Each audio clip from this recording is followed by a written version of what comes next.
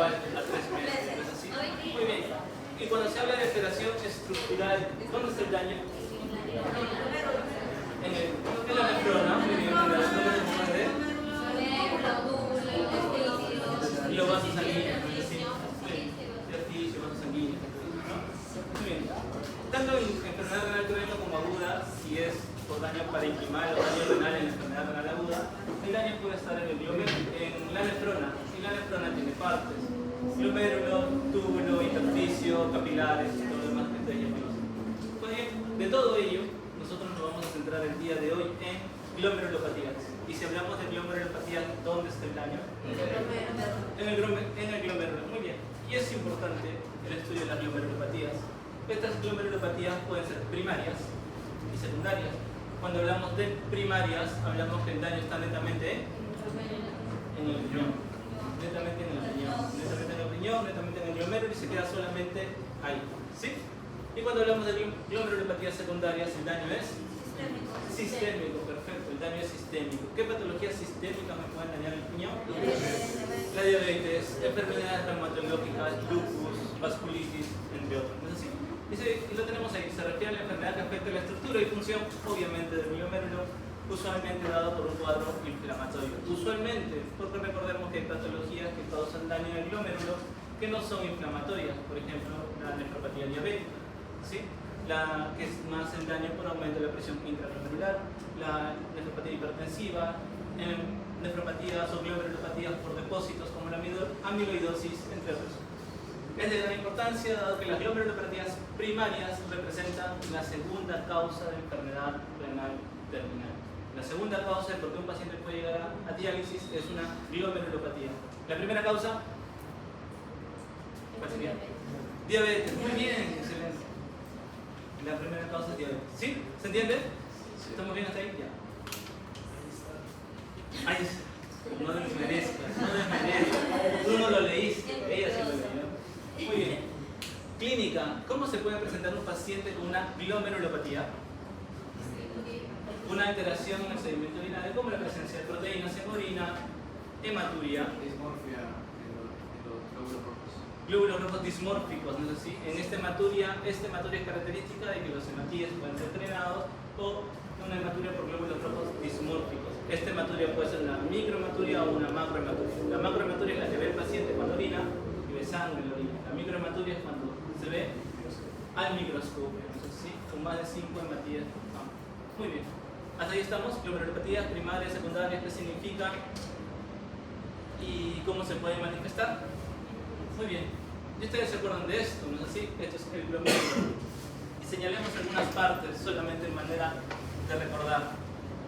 Yo pongo el puntero y ustedes me dicen qué es. No.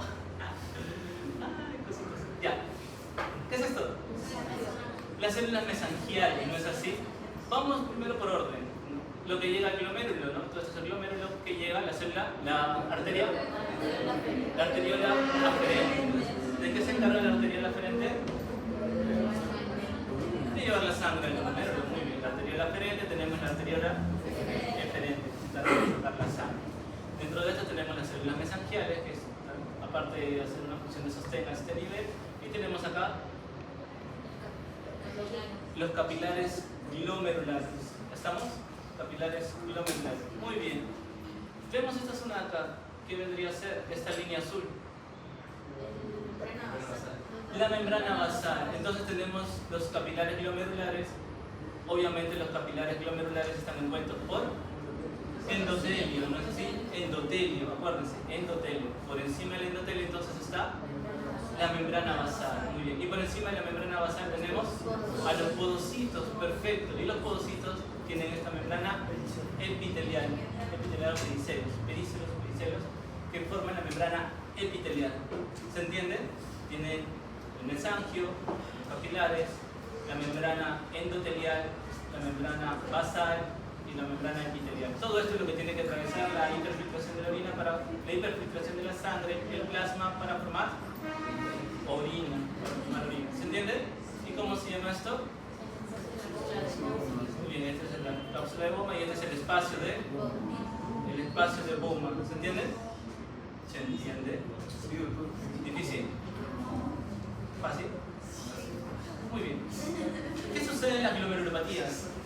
en las glomerulopatías que una parte, más de una parte, se ven afectadas.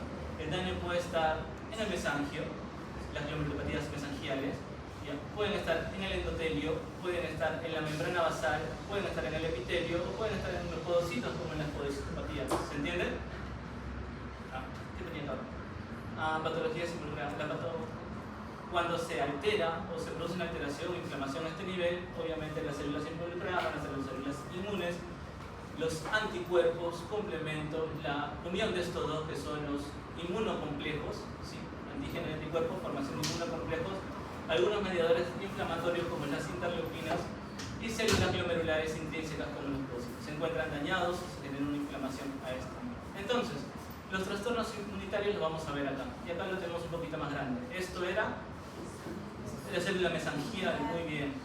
El capilar, esto vendría a ser la línea amarilla, el endotelio, la línea verde, la membrana basal y la línea, o estas articulares rosaditas, los podocitos con los pericielos con la membrana epitelial.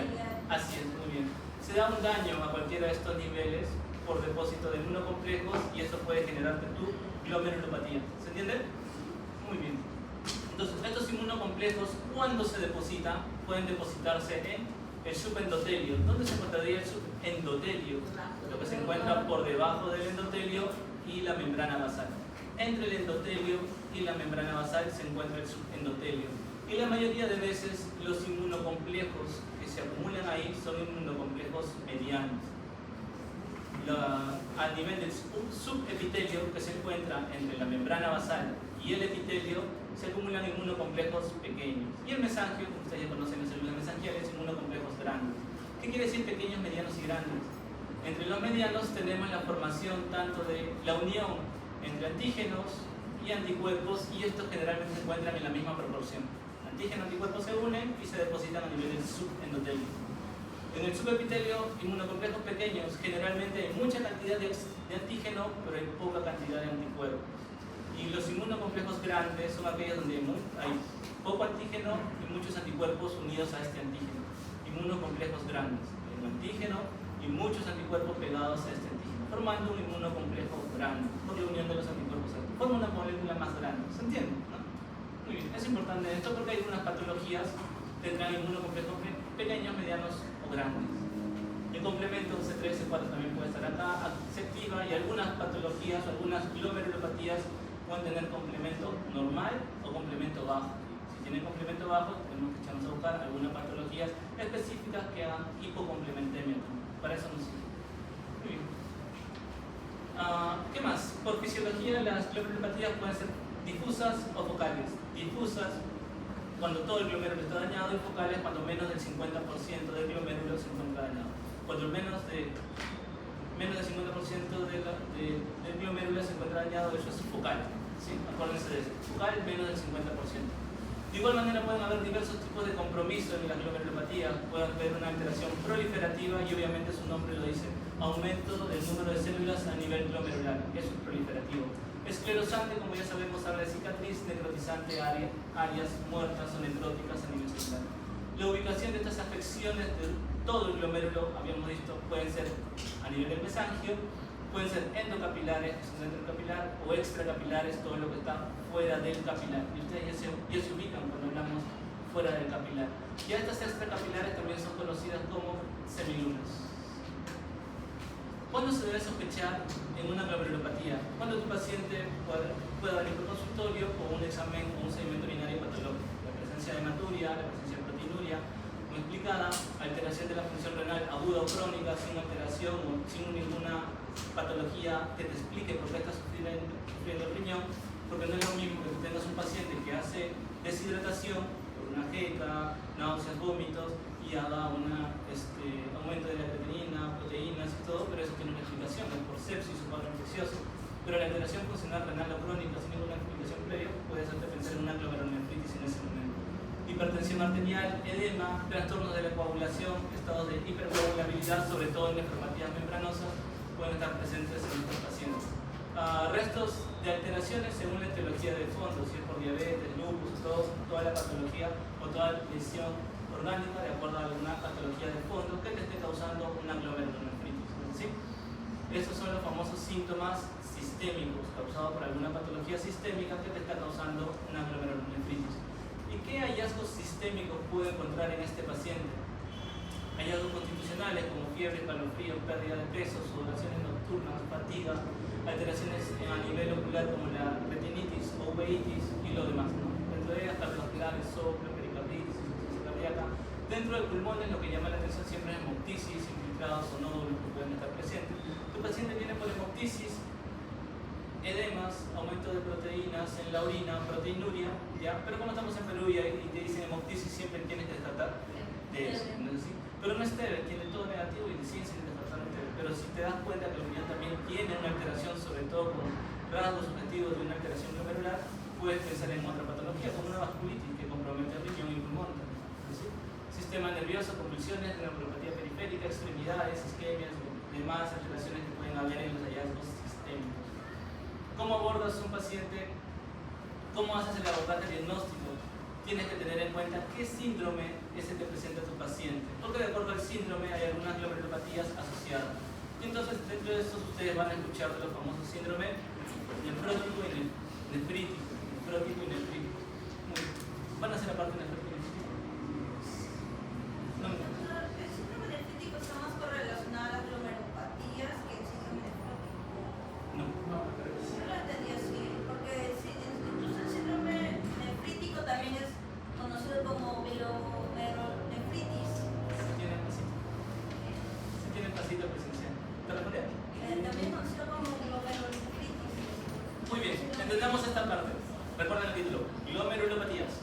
Glomerulopatías, ¿ya? La glomerulonefritis habla de un proceso inflamatorio. Un síndrome nefrótico y un síndrome nefrítico, ambos te hablan de que tienes un daño a nivel del glomérulo. Ambos tienen un daño a nivel del glomérulo. Cada uno de ellos tiene una característica diferente, ¿ya? Cuando hablan de un síndrome nefrótico, pues lo vamos a ver más adelante. Vamos a adelantarnos un poquito. Cuando hablan de un síndrome nefrótico, hay una alteración de la... ¿A qué nivel podría estar el daño en un síndrome nefrótico? A nivel de los podocitos, a nivel del epitelio o quizás de la membrana basal, ¿sí? No es muy poco frecuente en medicina, nada es absoluto, que un síndrome nefrótico haga hematuria, ¿sí? Pero puede haber una alteración en los podocitos, y cuando hay una alteración en los podocitos o en la membrana basal, ¿qué es lo que se va a escapar por ahí? Las proteínas. Por eso el síndrome nefrótico se caracteriza por proteinuria e hipoalbuminemia, ¿sí? Y edemas, triada clásica de un síndrome nefrítico. Ya lo vamos a ver, ¿sí? Pero un síndrome nefrítico generalmente el daño está a nivel del mesangio y a nivel capilar, ¿sí? Así, mesangio y a nivel capilar. Cuando hablen siempre de daño mesangial o una inflamación del mesangio, siempre piensen en hematuria, ¿ya? Y entonces, por eso el síndrome nefrítico se caracteriza por hematuria, ¿sí? Y luego viene la hipertensión, ¿sí? Ojo, tener un síndrome nefrótico quiere decir que mi creatinina va a estar alta o normal. En un síndrome nefrótico no necesariamente la creatinina se eleva, ¿se entiende? Puedes tener una creatinina normal, pero con un síndrome nefrótico en tu paciente, ¿se entiende? Porque el daño está más al nivel de los podocitos, ¿sí? El problema de eso es su infección. Muy bien, empezamos ahí. Entonces, los síndromes que aparecen más frecuentemente en un paciente con una glomerulopatía puede ser un síndrome nefrótico, puede ser un síndrome nefrítico, puede ser una glomerulonefritis rápidamente progresiva, puedes tener solamente un paciente que haga hematuria sintomática. Doctor, vengo porque en mi examen ocupacional me detectaron hematías en mi examen de orina. Yo no tengo ninguna molestia, ¿sí? Lo primero que tienes que hacer a ese paciente es descartarle o ver que esos hematíes sean de la vía urinaria alta, o sean del glomérulo, de los túbulos. Ver si esos hematíes son dismórficos o hematíes plenadas, ¿sí? Si son normales, hay que buscar otros lugares para ver dónde puede estar haciendo hematuria, como a nivel de vejiga, o por ahí puede tener un cálculo que puede estar generando la hematuria, ¿sí? La hematuria sintomática tiene que ser estudiada también por ciertos pasos. La proteinuria sintomática, el paciente pierde proteínas, pero el paciente se siente normal. Proteinuria en rangos no nefróticos. ¿Qué más tienes que tener en cuenta? Datos clínicos relevantes para hacer la correlación clínico-patológica de tu paciente, valorar los laboratorios e imágenes que tienes que solicitar, establecer el diagnóstico etiológico y determinar si es necesario o no la biopsia. Si bien es cierto para determinar las glomerulopatías o qué tipo de glomerulopatía tiene, la gran mayoría de estas se biopsia. Hay algunos casos donde ya la clínica y la historia clínica te dice por epidemiología o por dato clínico de que esta patología es por esta causa y no es necesario biopsiar. Por ejemplo, si tienes a tu paciente con 11 años de diabetes, con una hemoglobina glicada en 10 y hace un síndrome nefrótico, ¿lo vas a biopsiar? No, porque su síndrome nefrótico es causado por esa diabetes mal controlada, ¿sí? Si tienes solamente sería control.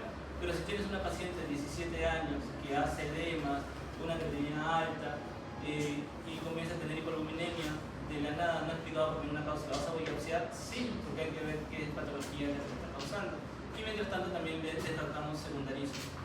Si es una glomerulonefritis primaria o secundaria. Recuerden, para hablar de una glomerulonefritis primaria y secundaria, siempre enfocas a tu paciente descartándole todo lo secundario. Una vez que has descartado todo lo secundario, te vas a la glomerulonefritis primaria. ¿Sí? Muy bien. Y acá les puse algo chiquito nomás. El síndrome nefrítico. ¿Qué más? Un inicio agudo con hematuria, proteinuria, membrana con nefrótico, sedimento urinario activo, con glóbulos rojos, glóbulos blancos, cilindros celulares, oligúrica, función, edemas y estas cositas de acá te van a ver. Y el síndrome nefrótico, la tríada clásica, ¿no? Proteinuria intensa, más de 3.5 gramos, acuérdense, nefrótico, proteinuria más de 3.5 gramos, hipoalbuminemia y edemas. Y cuando te hablan de hipoalbuminemia, ¿por debajo de cuánto debería estar esa albúmina? Por 3,5. Es que ya no se hacen problemas. 3,5 para todos. Una proteinuria mayor a 3,5 y una albuminemia, hipoalbuminemia por debajo de 3,5. ¿Se entiende? Listo. En algunos otros libros ustedes pueden encontrar 2,5, pero se quedan con 3,5 para todos. ¿Sí? Es importante ver si esta glomerulonefritis o este daño glomerular es crónico o es agudo, porque hay glomerulonefritis de causa aguda, como la glomerulonefritis rápidamente progresiva. Y para eso ustedes ya saben cómo pensar si este daño o esta injuria o este daño renal es crónico. ¿Cómo se podría presentar un paciente con una enfermedad renal crónica? Hipertensión, anemia, alteraciones hidroelectrolíticas, calcio, fósforo y todo lo demás que nosotros llamamos visto en una enfermedad renal crónica. ¿No es así?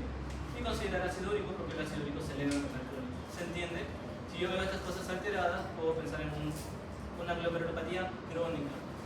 Uremia, sintomatología urémica, aumento de los asociados, sobre todo en la urea, gastropatía urémica, serositis urémica, encefalopatía urémica, alteraciones a nivel cutáneo como test rosa y como ustedes habrán visto en la gran mayoría de pacientes que ya se realizan de larga data, la pigmentación de la piel es muy diferente, no sé si es mucho más oscura, como si se hubieran bronceado. Cambios a nivel de la ecografía, pues un cambio, si hay un riñón pequeño con poca diferenciación córtico-medular, me hará pensar que es una enfermedad renal crónica o aguda. Crónica, ¿se entiende? Es importante determinar la cronicidad.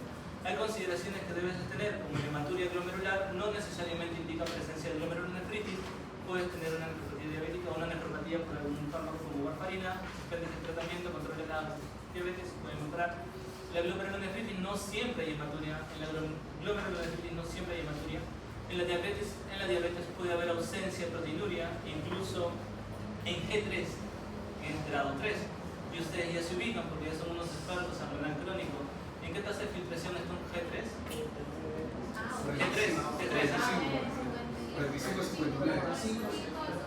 G3 solamente, ni uno ni dos, todo el G3, A o B.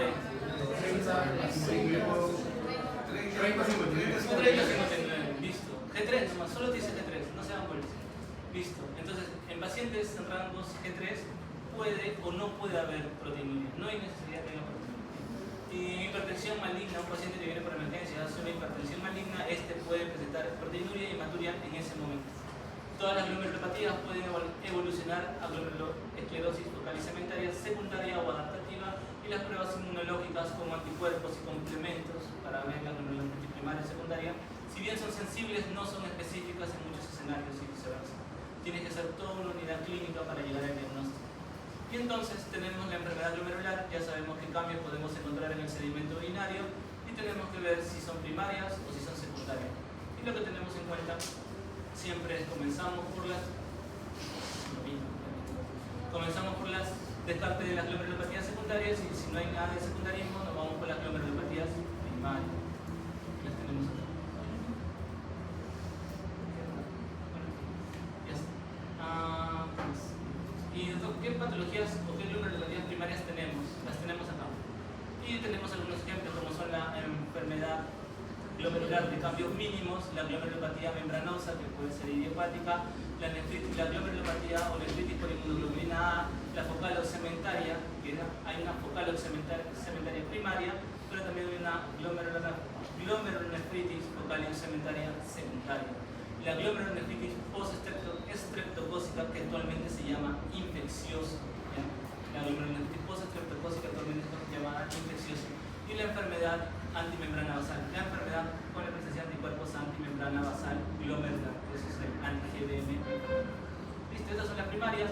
Y la secundaria, cualquier otra patología sistémica que te pueda dañar el glomérulo, que la tenemos acá. ¿Sí? En la cabeza, diabetes, lupus, vasculitis, entre otros. Y un acápite especial para la glomerulonefritis focal segmentaria secundaria, que pueden estar dados por otras patologías. Y dentro de ellas recalcar el tema de obesidad. La obesidad es una de las causas que genera un daño a nivel glomerular, que es catalogado como una glomerulonefritis focal segmentaria secundaria.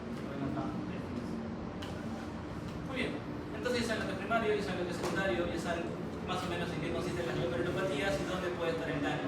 Entonces, y dentro de las primarias tenemos todas estas que ustedes han visto. Pero diferenciarlas así a veces es un poco complicado. Entonces lo que hicieron es, las glomerulopatías las han dividido en glomerulopatías que aparecen con síndrome nefrótico y glomerulopatías que aparecen con síndrome nefrítico. Entonces, ya hemos dicho que es un síndrome nefrótico, todas estas son las características: proteinuria, rangos nefróticos, edema, colombinemia y obviamente la hipercolesterolemia. ¿Sí? Y bueno, algunas otras patologías. De todo esto lo importante, dentro de las etiologías primarias, las más comunes que presentan síndrome nefrótico, las tenemos acá. La focal segmentaria en un 35%, la glomerulopatía o nefropatía membranosa en un 33% y la de cambios mínimos en un 15%. ¿Sí?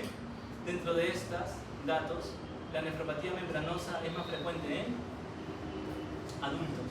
La nefropatía membranosa es más frecuente en adultos. Y la de cambios mínimos es más frecuente en niños. ¿Sí? Entonces, dentro de las glomerulopatías primarias tenemos estas de acá, y dentro de estas de acá, la más frecuente en adultos es la membranosa y la niña es la de cambios mínimos. Dentro de las glomerulopatías secundarias que generen síndrome nefrótico a la cabeza, diabetes. ¿Sí? ¿Se entiende? Luego tienen las demás, pero diabetes es a la cabeza. ¿Se entiende? Listo. Y acá tienen un cuadro de síndrome enfermedades que causan la mayor cantidad de síndrome nefrótico. Es lo mismo que hemos visto acá. Y son todas estas de acá. Y dentro de las enfermedades primarias tenemos estas, y dentro de las enfermedades sistémicas, diabetes a la cabeza, como lo pueden ver ahí. ¿Sí? Y luego tienen toda la otra lista de enfermedades sistémicas, y también hay enfermedades infecciosas. El VIH, hepatitis, sífilis, malaria, tuberculosis también te pueden causar síndrome nefrótico. ¿Sí? ¿Se entiende? Listo. Entonces vamos a desarrollar algunas cuantas glomerulopatías primarias que nos den síndrome nefrótico. ¿Da? ¿Sí? Listo. Y dentro de ellas habíamos visto que la más frecuente en adultos es la membranosa. Y la membranosa es la que tenemos acá. Adultos entre 40 y 50 años y formación de inmunocomplejos pequeños.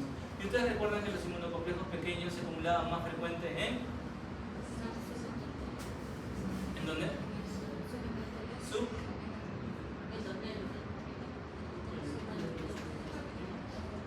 Ahí,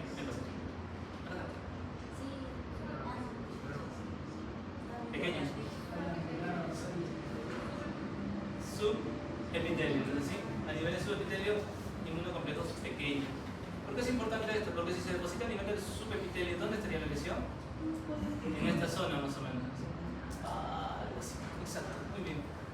Entonces tenemos formación de inmunocomplejos pequeños que pueden depositarse a nivel del subepitelio.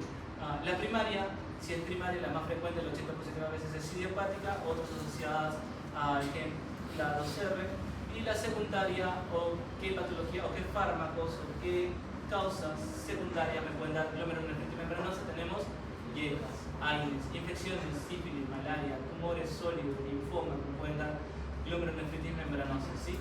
No forman de por sí, no hay una formación de inmunocomplejos en gran cantidad, no hay activación de complementos, esto es importante, no hay activación de complemento, y estos inmunocomplejos pequeñitos que se forman y atraviesan lo que es el endotelio, atraviesan la membrana basal y se depositan a nivel subepitelial, forman los famosos spikes, que es más o menos en la segunda fase. Estos son estadios 1, 2, 3 y 4. En el estadio 2 es que se forman los famosos spikes por acúmulo de estos inmunocomplejos pequeños. manera de hallar el diagnóstico en este tipo de glomerulopatía es una biopsia. La biopsia y solicitar también en serológicas anticuerpos anti-CLA2R. Causan un síndrome nefrótico, como ya sabemos, y el tratamiento, como es un síndrome nefrótico como tal, es YECA, ARA2, YECA o ARA2 para la que es pérdida de proteínas, porque habíamos dicho que YECA o ARA2 son antiproteinúricos y polipemiantes. Manejas el síndrome nefrótico en sí, ¿ya? Y si no hay una buena respuesta, la función renal se sigue comprometiendo, o la proteinuria sigue avanzando, no hay una respuesta con esto, corticoides y clorpromamidas o inhibidores de calcineurina, como la ciclosporina, ¿sí? Corticoides, inmunomoduladores como la ciclopropamida o inhibidores de calcineurina como tratamiento. Listo, eso es todo lo que deben saber de glomerulonefritis membranosa. Glomerulonefritis cambios mínimos, más frecuente en niños entre 2 a 6 años, ¿no? Personas jóvenes.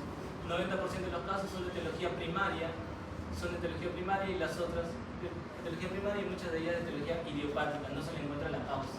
Medicamentos que pueden causar glomerulonefritis de cambios mínimos: AINES, alergia, inmunizaciones, vacunas, malignidad hematológica, linfomas, asociado al antígeno depositario humano B12 o el HLA-B12.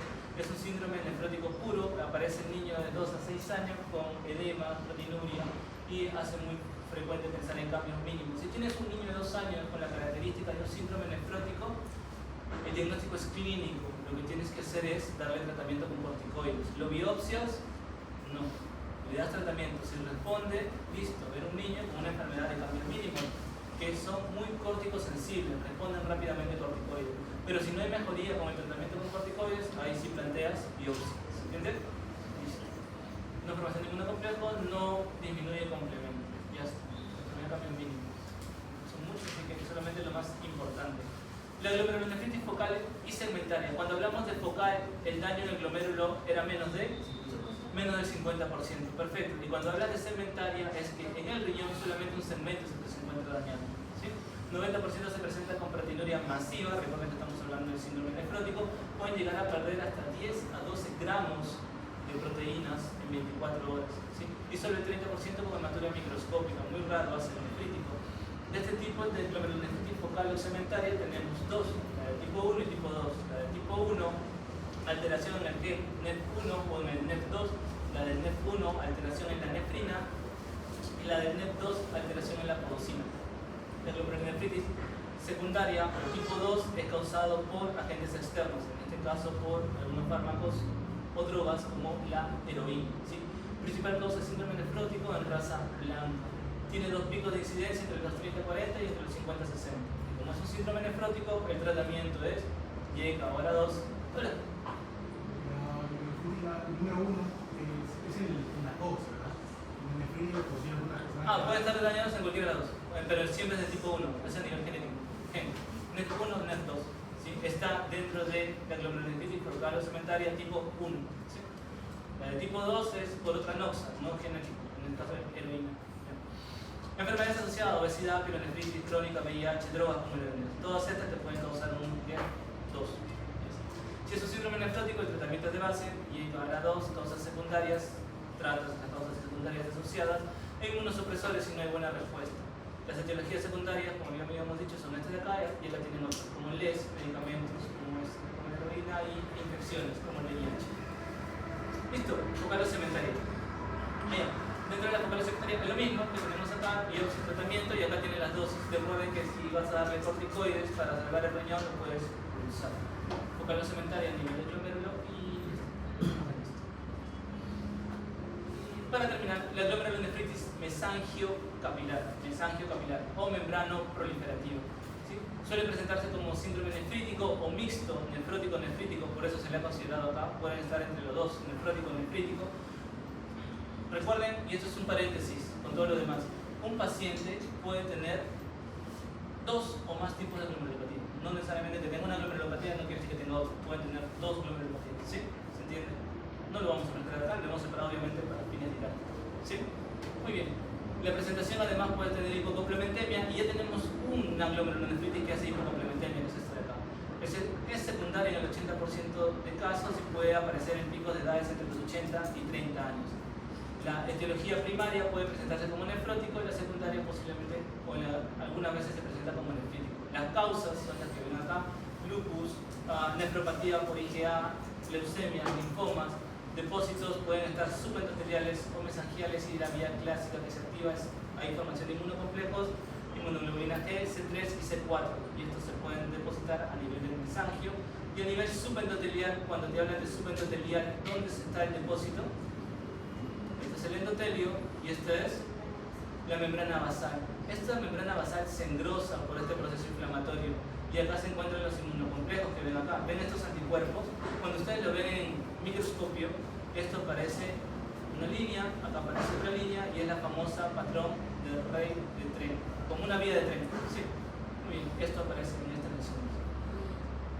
Y eso es el mesangio capilar también se puede dividir en tipos, la de tipo 1, 2 y 3. De esto, apréndanse la de tipo 1, mesangial o subendotelial. Estas son las causas, la de tipo 1, hepatitis C y crioglobulinemia por frecuencia son las más frecuentes y pueden presentar un síndrome nefrótico impuro o enfermo. ¿Por qué impuro? Porque no solamente parece síndrome nefrótico, sino puede presentar hematuria e hipertensión. Eso te haría pensar en nefrítico, por eso es un síndrome nefrótico impuro. ¿Sí? Bueno, y las demás patologías que ven acá. Y como ven acá, estas células mesangiales no es que atraviesen. Esto de acá, ¿qué vendría a ser? El endotelio. Y esto de acá vendría a ser la membrana basal. Y estas células mesangiales son las que se introducen o se van introduciendo a este nivel, que no atraviesan la membrana basal, sino se encuentran a este nivel. El endotelio y la membrana basal. ¿Se entiende? Cada vez que ustedes piensen en una glomerulonefritis mesangio capilar, es porque el mesangio se va metiendo entre los capilares y la membrana basal. Por eso, glomerulonefritis mesangio capilar. ¿Sí? De estos tipos, aprendanse la del tipo 1, hepatitis C y crioglobulinemia. Son las dos negritas. ¿Listo?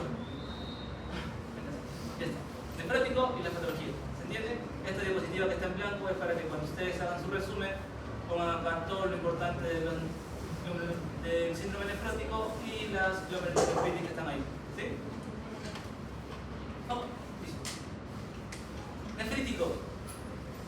Característica de nefrítico se determina por hematuria glomerular. Ya sabemos que hablamos de hematuria glomerular por la presencia de hematíes crenados o dismórficos, ¿no? O como si pareciera que tuvieran una vapor. Hipertensión, deterioro marcado de la tasa de filtración glomerular, oliguria y edema. ¿Sí? Entonces, la actividad clásica, hematuria, hipertensión y deterioro marcado de la tasa de filtración glomerular. El uroanálisis suele presentar sedimento activo y cuando hablan de sedimento activo es un sedimento patológico, la presencia de hematuria, piuria o cilindruria. La severidad de la presentación es altamente variable, tiene diferentes clínicas y todavía no me mandan su pasito. Ya, sí les comuniqué que el pasito va a ser después de la clase, ¿no? Vaya, pues, después de esta clase. O de la otra clase. Me dijeron después de la clase. La autora me dijo que al final de las dos teorías. ¿Ah, sí?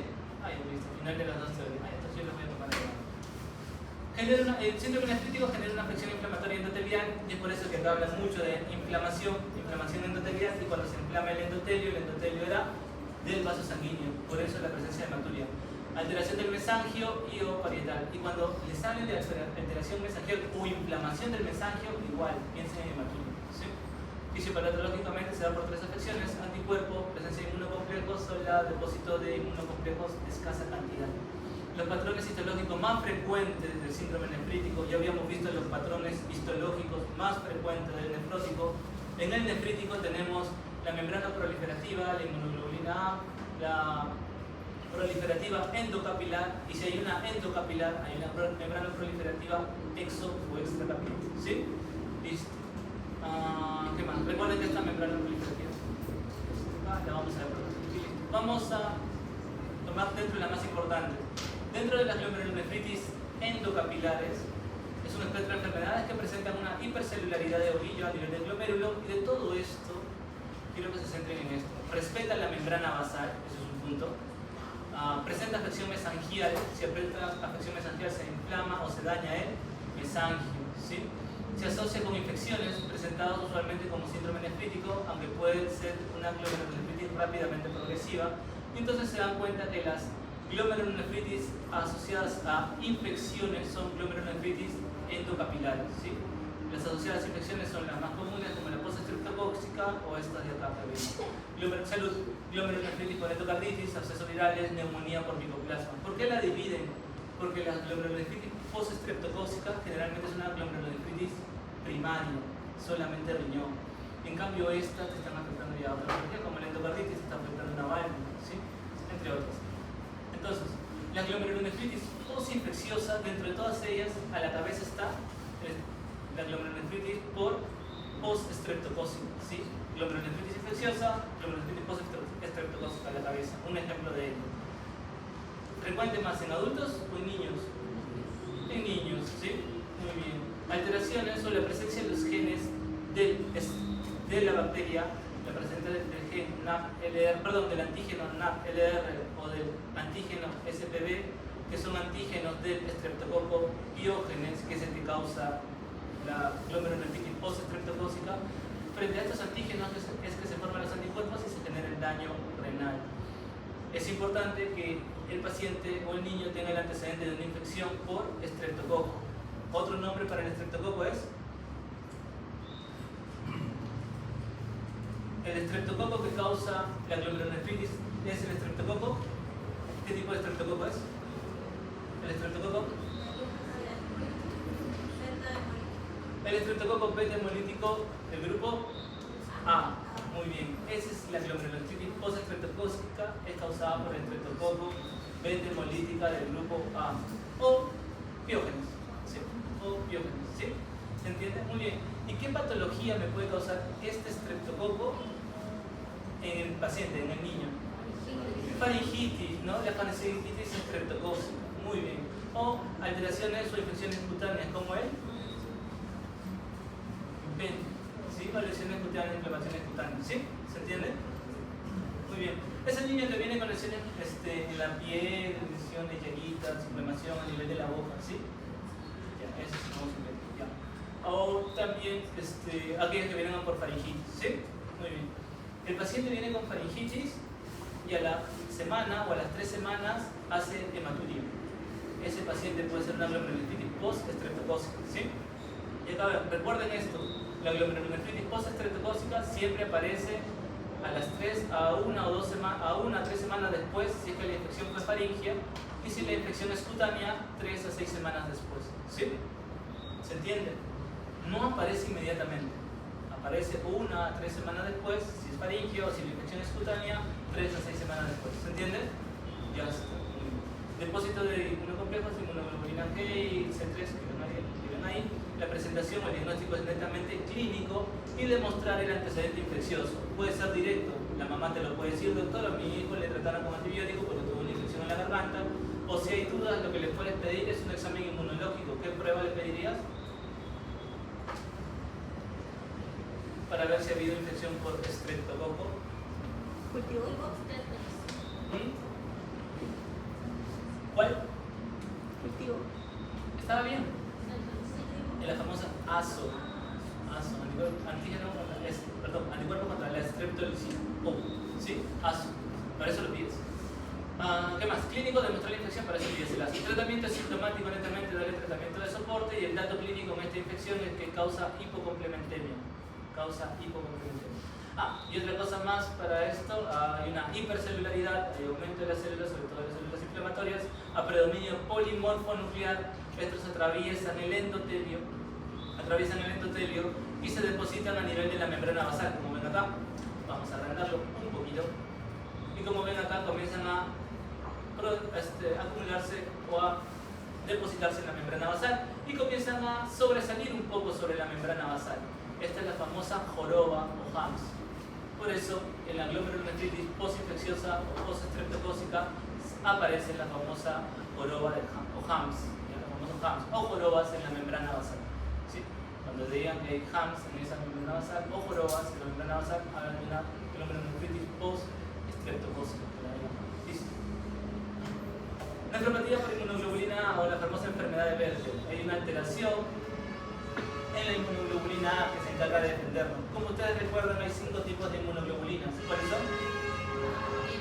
La A, M, G, ¿cuál más? La D y la E. Muy bien. ¿Qué es lo que sucede acá? Hay una alteración en la inmunoglobulina A este nivel. ¿Y en qué nivel sobre todo? La inmunoglobulina A que se encuentra en ¿dónde?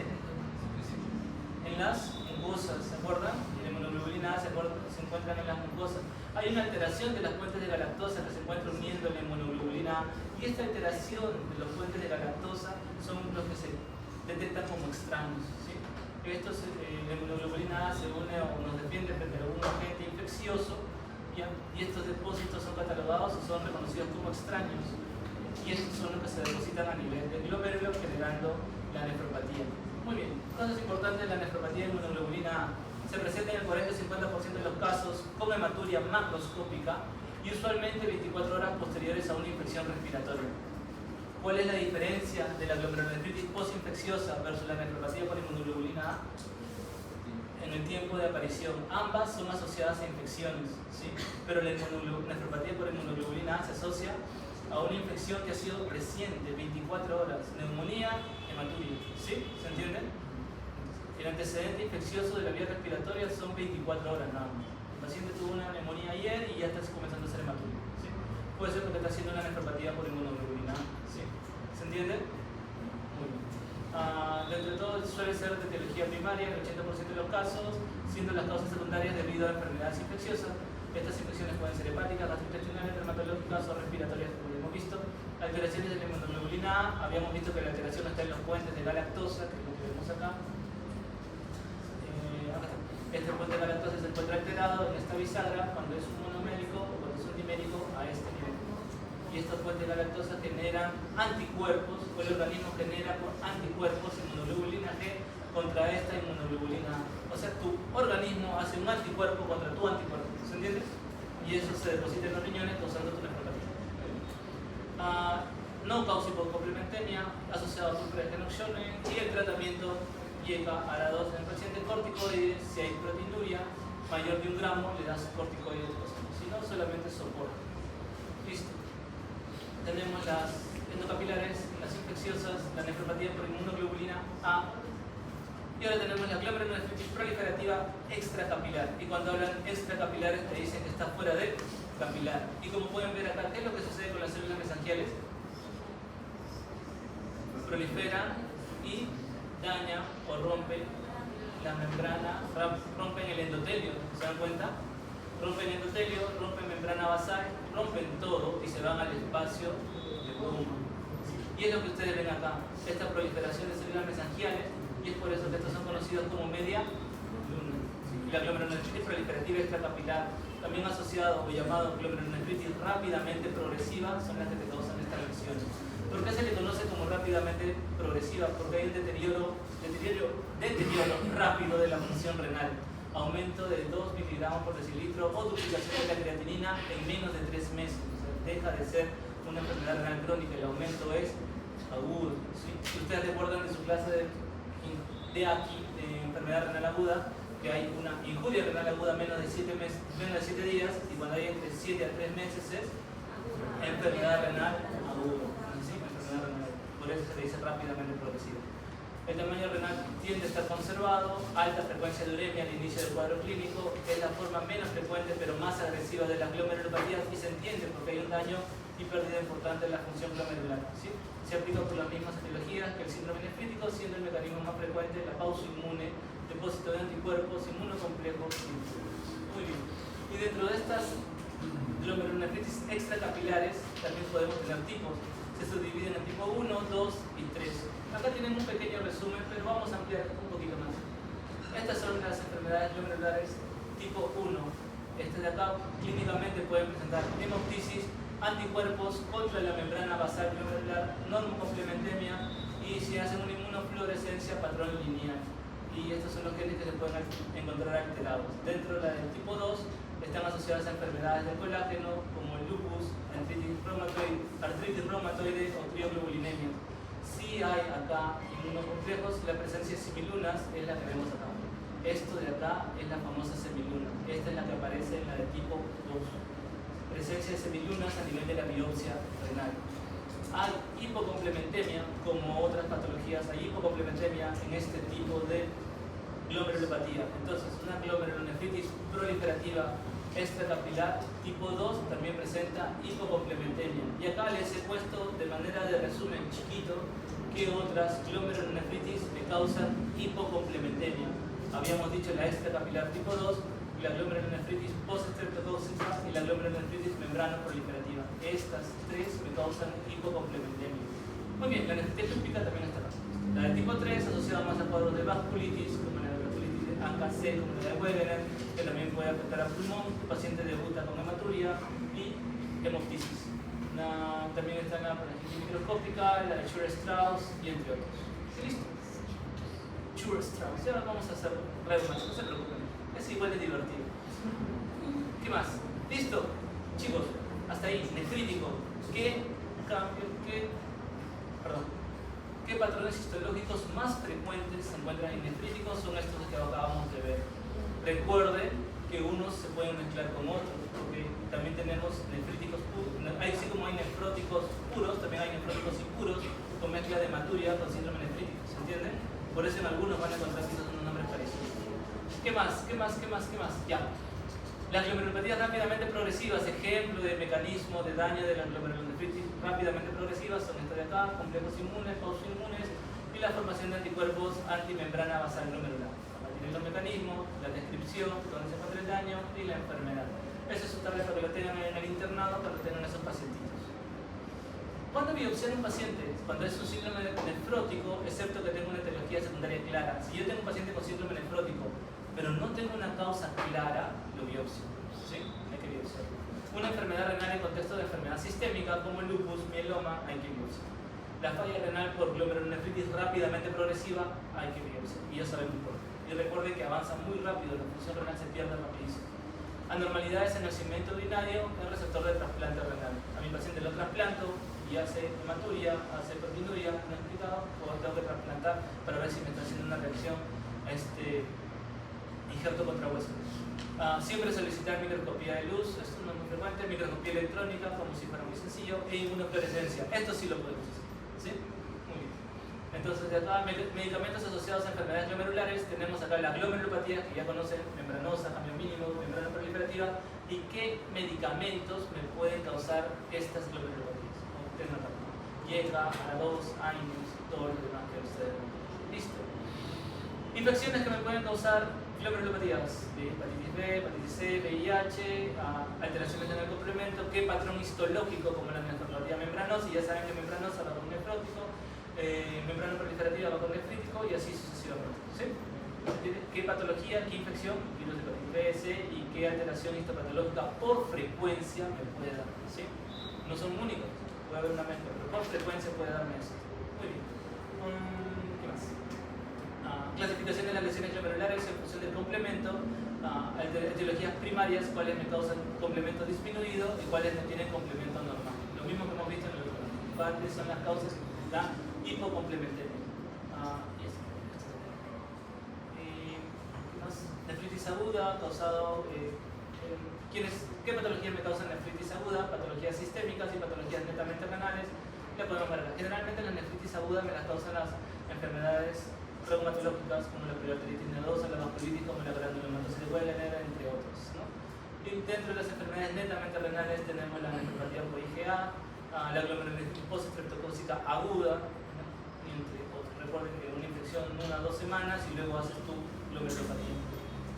Y entre otros. Esto para repasar. Y esto de acá, cuando hagas su internado, para que lo vean, ¿qué análisis debes pedir en tu paciente que tiene una glomerulonefritis?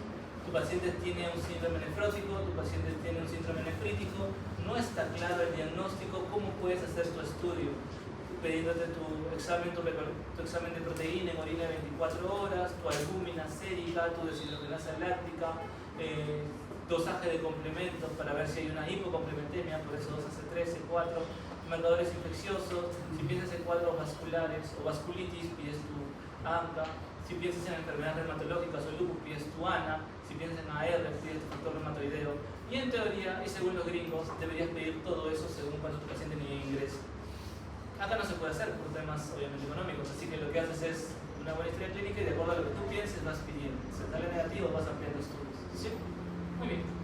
Resumen chiquito de todo lo demás, las nefritis, si bajan o no bajan complemento, biopsias, sí, no, por qué, y histología, qué cambios histológicos hay. Y el tratamiento en la gran mayoría de estos. Algunos cambios histopatológicos importantes, cuáles son las que presentan spikes, habíamos dicho las membranosas, cuáles son las que presentan semilunas, las extracapilares. Habíamos dicho que los HAMs o jorobas se encuentran a nivel de la membrana basal y estas la membrana basal y esta está a nivel de esta la presenta la glomerulonefritis postinfecciosa y tienen un resumen pequeño de lo más saltante de cada uno, ¿no es así? Membranosa, aparte de los spikes, acá pueden poner adultos, adultos y cambios mínimos, acá está en niños, ¿sí? Un resumen pequeño de casi todo lo que hemos hablado. Glomerulonefritis es un poco denso aprendérselo, pero no es tan amplio. Listo, sean felices. Esto es todo.